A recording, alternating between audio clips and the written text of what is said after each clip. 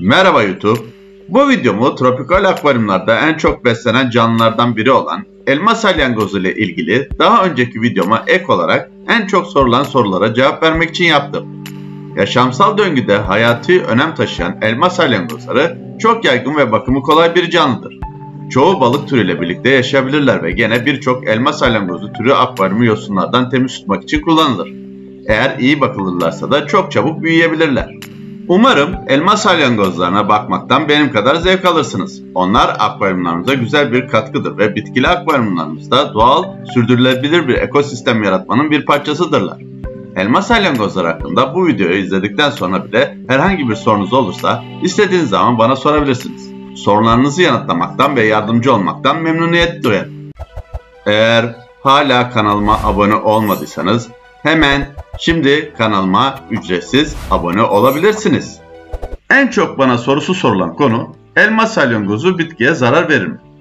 Elma salyangozları çöpçüdür. Her zaman canlı bitkilerinizin yerine çürüyen bitki ve sebzeleri yemeyi tercih ederler. Eğer onları canlı bitkilerinizi yerken görürseniz ölmekte olan yaprakları hissettikleri için ve genellikle onları tüketmek için bu ölü yaprakları yerler. Ve birçok durumda sizi ölü yaprakları budama derdinden kurtarırlar. Eğer akvaryumunuzda su mercimeği varsa elma salyangozlarının tadına baktığını görmüştüm. Ancak su mercimeğinin çok hızlı üremesi göz önüne alındığında herhangi bir elma salyangozunun veya salyangoz grubunun su mercimeğinizi yemesi konusunda asla endişelenmenize gerek yoktur. Belki bitkilere tek zararı olabilecek konu elma salyangozunun bu dipteki bitkileri yerinden çıkartabilecek olmasıdır. Onları asla yemezler ve yerinden çıkan bitkiyi daha derin dikerseniz de başka bir sorun olmayacaktır. Elma salyangozu bakımı kolay mı? Elma salyangozlarının beslenmesi inanılmaz derecede kolaydır ve neredeyse tüm balık yemlerini yerler. Bu salyangozları sağlıklı tutmak için marul, salatalık, küçük havuç parçaları, bezelye ve ıspanak, bahçeden yabani otlar, temiz ve ilaçlı olmadığından emin olun ve sıradan balık yemi ile düzenli bir şekilde besleyebilirsiniz. Sebze ve balık yeminin yanı sıra elma salyangozlarınız varsa diğer her türlü yiyeceği de yerler. Elma salyangozları donmuş karidesleri ve diğer dondurulmuş yiyecekleri ve hatta ölü balıkları, böcekleri bile yerler. Bir elma salyangozunun menüsünde başka salyangozlar bile olabilir. Bu da onları akvaryum temizliği için iyi bir seçenek haline getirir. Ayrıca elma salyangozları taşların, akvaryum camlarının ve bunun gibi akvaryum içindeki diğer şeylerin üzerinde büyüyen mikroskobik bitki örtüsünde yerler. Ancak gene de akvaryum tamamen yosunlardan temizlenmesini de beklemeyin. Bu canlıların her ne kadar sıcaklık sabit tutsa da kışın daha az, yazın daha çok yedikleri bilinir. Bu yüzden beslerken mevsimsel dönemlere göre yemi azaltıp çoğaltabilirsiniz. Elma salyangozu cinsiyet ayrımı nasıldır? Dişi ve erkek salyangozların kabukları arasında farklılıklar vardır. Erkeklerin kabuk açıklıkları üreme sırasında üreme organının uzantısına uyum sağlaması için daha yuvarlaktır. Salyangoz kabuktan çıktığında salyangoz vücudunun sağ tarafında solungaçların yanında gözle görülür bir üreme organı kılıfı göreceksiniz. Dişi elma salyangozunda bu yoktur. Elma salyangozu akvaryumunda kaya tuzu kullanılır mı?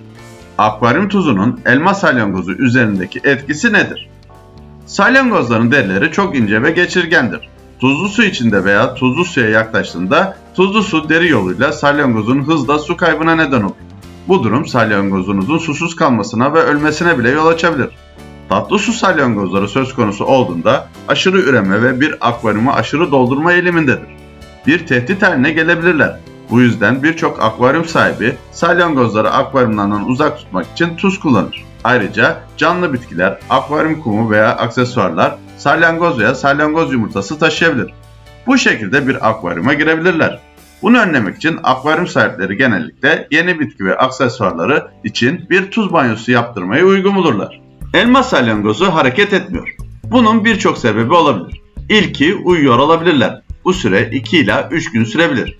İkinci sebep kış uykusuna yatmış olabilir ki akvaryum ısısı 15 santigrattan düşük olunca bu süreç başlar ve bu süre 3 sene kadar olabilir.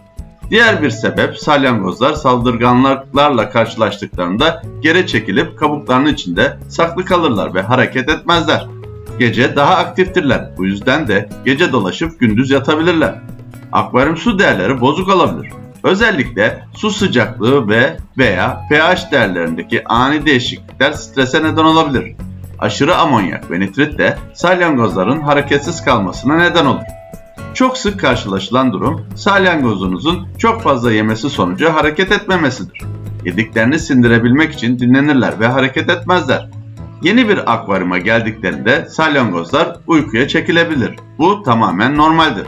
Akvaryum koşullarına uyum sağlayana kadar 1, 2 hatta 3 gün boyunca hareketsiz kalabilirler. Elma salyangozu akvaryumdan çıkar mı?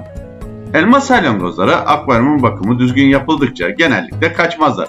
Kötü akvaryum koşulları, elverişsiz su parametreleri, agresif akvaryum arkadaşları ve aşırı kalabalık akvaryumlar elma salyangozlarının akvaryumdan kaçmaya çalışmasının nedenlerinden bazılarıdır. Elma salyangozları bazen meraktan dolayı akvaryumdan kaçması normaldir. Bunu çevresini keşfetmek için yaparlar. Bununla birlikte elma salyangozlarının hayatta kalabilmesi için nemli kalması gerektiğinden uzun süre akvaryumdan uzak durmaları iyi bir işaret değildir. Elma salyangozunun faydaları nelerdir? Elma salyangozları çarpıcı renkleri ve pratik faydaları nedeniyle son derece popülerdir. Yosunları camdan, bitkilerden ve dekorasyonlardan temizlemek için çok çalışırlar. Saç yosunlarını yerler ve alt tabakanızı temiz kalmasını sağlarlar. Balıkların giremediği yerlere girerek yenmemiş yemleri yerler.